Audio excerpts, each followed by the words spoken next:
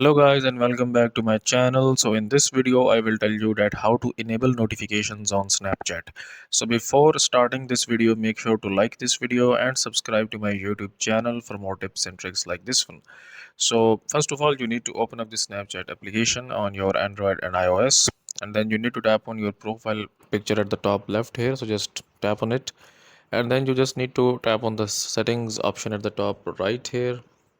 And basically, if you want to enable your Snapchat notifications, let's suppose that you are not receiving some specific kind of notifications, so you will go into this notification tabs here and check basically here that if some option is not checked like this one, you just need to check that option, and now you have enabled that specific notification for you. Okay, so that's it for this video guys. If you find this video useful, and kindly like this video and subscribe to my channel, and I will meet you in the next video.